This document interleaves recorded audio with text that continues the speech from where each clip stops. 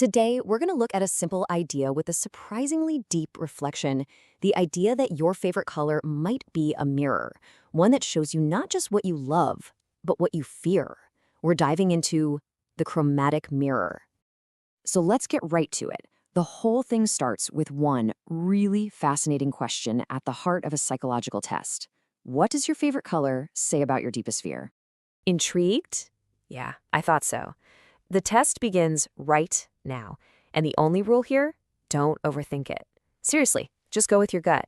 All right, I want you to just take a second, clear your head, and let one single color pop into your mind. You know, the one you just feel drawn to more than any other.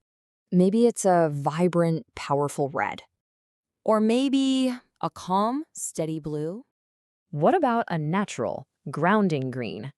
Or could it be that deep, definitive black? All right, you got one locked in? Good. Now for the fun part. Let's see what it really means.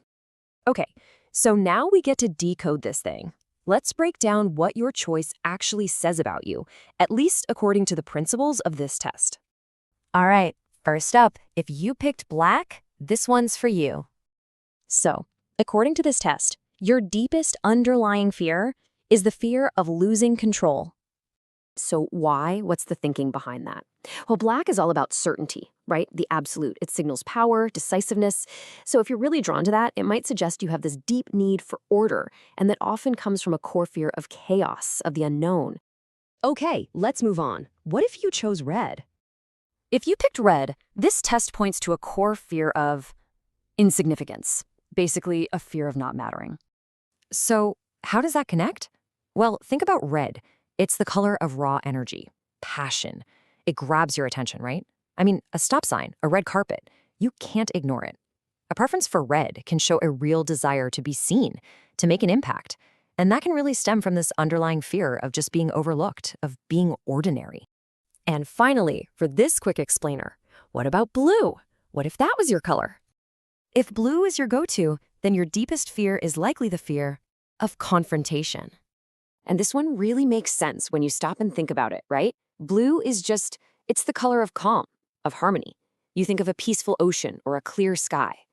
So if you're really pulled towards blue, it can point to a deep desire for that kind of peace, which in turn suggests you really, really want to avoid conflict and all that emotional chaos.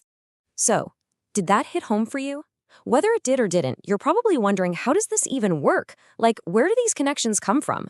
Let's get into the psychology of it all. The whole idea is rooted in a field called color psychology.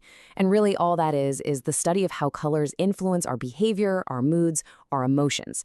And that influence is this really unique mix of our biology, our culture, and our own personal story. So these connections, they get built in about three main ways. First, there's just a biological response. I mean, the color red can literally make your heart beat faster. Then you've got cultural imprinting. Think about it.